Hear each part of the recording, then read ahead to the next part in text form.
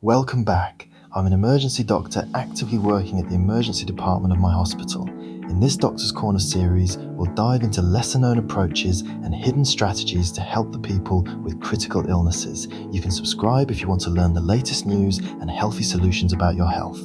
Tonight, do not think of red meat as a heavy dinner. Think of it as a targeted nutritional tool. Use it carefully. Use it intelligently. Use it in the right person, at the right time, in the right portion.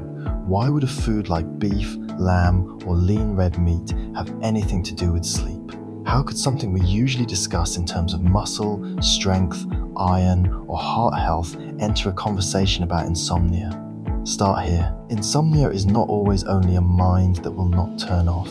Sometimes the body is sending signals from deeper systems: iron metabolism, dopamine activity, restless legs, blood sugar stability, amino acid availability, micronutrient status, and nervous system recovery. So when someone says, "I cannot sleep," do not immediately ask only, "Are you stressed?" Ask also, "Is the body missing something it needs to build sleep?" Clinical guidelines still place cognitive behavioral therapy for insomnia as first-line care for chronic insomnia, so do not replace proper treatment with food. But also do not ignore the body's biochemical foundation. Sleep is behavior, rhythm, psychology, and nutrition working together. Now focus on red meat. Why red meat specifically? Because it delivers several sleep-relevant nutrients in a compact package: heme iron, zinc, vitamin B12, complete protein, and amino acids involved in neurotransmitter pathways. The National Institutes of Health notes that meat contains heme iron, the form found in animal foods, and that meat is also a food source of vitamin B12 and zinc. That matters because sleep is not created from darkness alone. It is built from signals, minerals, hormones, and nervous system timing. So listen carefully. Do not use red meat like a late-night sedative. Use it like a nutritional correction. Do not eat a huge steak at midnight and expect peaceful sleep. Instead, place a modest portion of lean, unprocessed red meat earlier in the day or at dinner, pair it with vegetables and slow carbohydrates, and let the body receive the nutrients before the night begins. Why? Because sleep starts long before bedtime. First, look at iron. Ask yourself, how many people with insomnia also describe twitching legs, crawling sensations, inner agitation, or the feeling that the body is tired but the legs are awake? How many people say, "I lie down and something in me starts moving"? That pattern points us toward restless legs syndrome, periodic limb movements, and iron biology. Iron is not just about anemia, it is also involved in dopamine function in the brain. Dopamine helps regulate movement and sensory comfort, and when iron stores are low, some people develop restless legs, symptoms that fragment sleep before they even recognize what is happening. The American Academy of Sleep Medicine guideline for restless leg syndrome emphasizes checking iron status and notes that iron treatment is considered when ferritin or transferrin saturation is low. A clinical review similarly states that ferritin below about 75 micrograms per litre can support iron replacement in people with restless leg symptoms. Now ask, how can red meat help here? Red meat provides heme iron. Heme iron is generally absorbed more readily than non-heme iron from plants and fortified foods. That does not mean everyone needs more iron. Do not make that mistake. People with high ferritin, hemochromatosis, certain liver conditions, or iron overload should not push iron intake without medical advice. But for someone with low iron stores, heavy menstrual bleeding, low ferritin, fatigue, restless legs, or poor dietary iron intake, lean red meat can be a direct way to support iron repletion through food. So give this command to the body. Remove the nighttime agitation at its nutritional root. Check ferritin. Check transferrin saturation. Do not guess. If the numbers show low iron stores, then use food with purpose.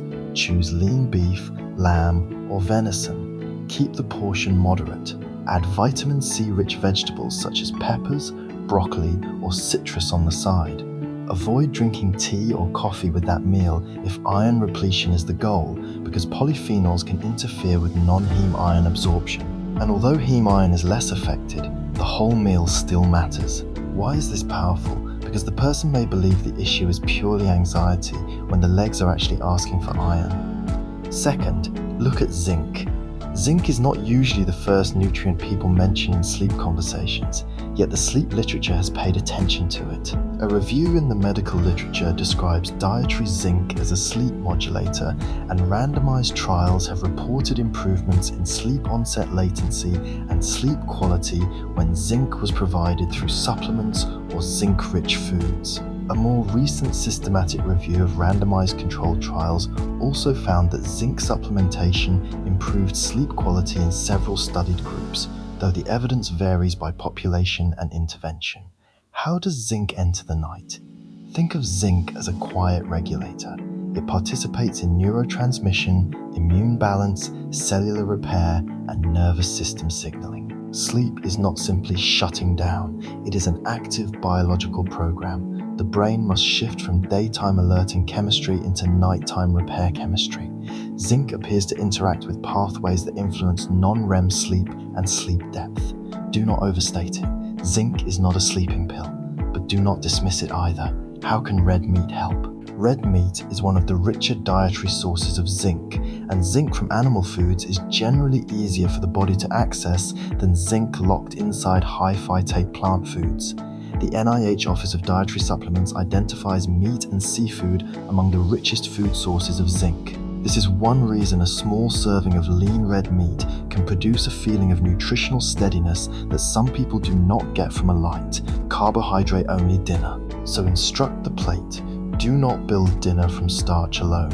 Add a palm-sized portion of lean red meat if it suits your health profile.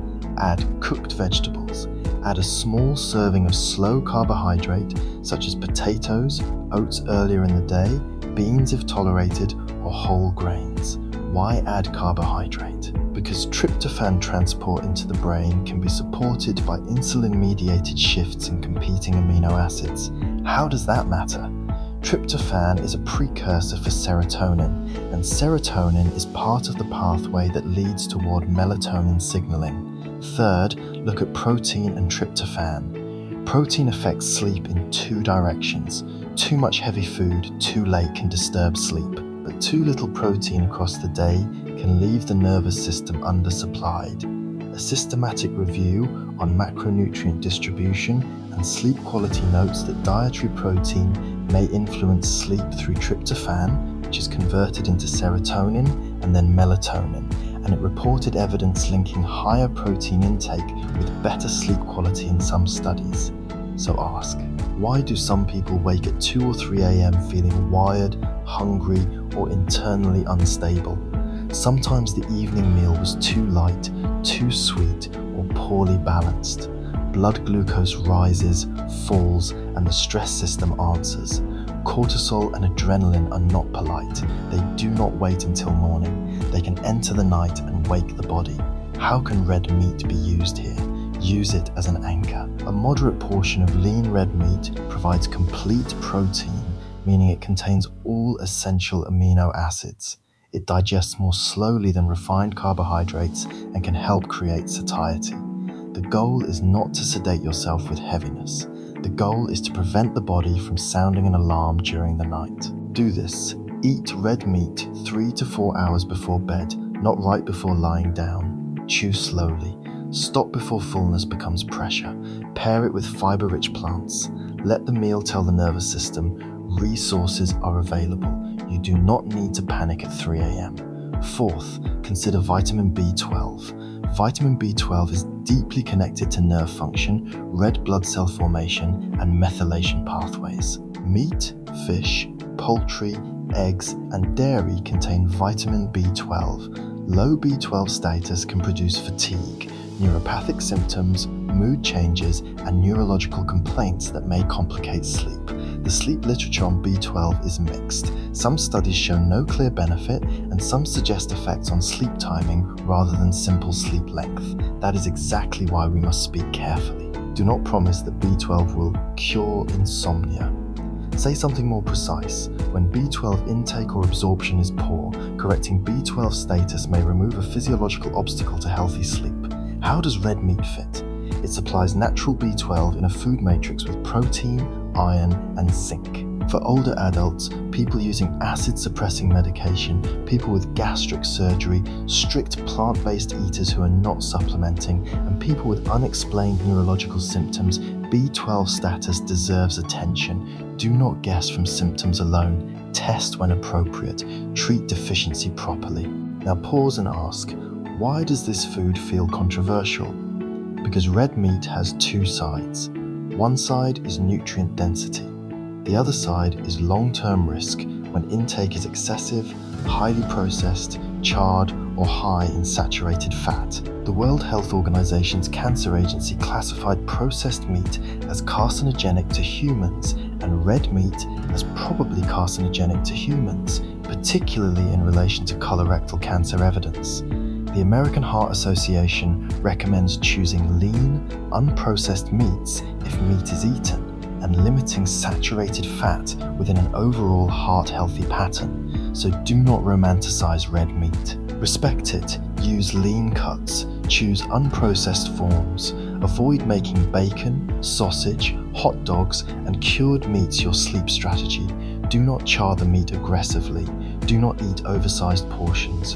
Do not use red meat as permission to ignore vegetables, fiber, movement, morning light, or consistent sleep timing. Instead, use a clinical style approach. Step 1. Identify the sleep pattern. Is the person unable to fall asleep, waking repeatedly, waking too early, feeling leg discomfort, feeling hungry at night, feeling exhausted despite enough time in bed? Step 2.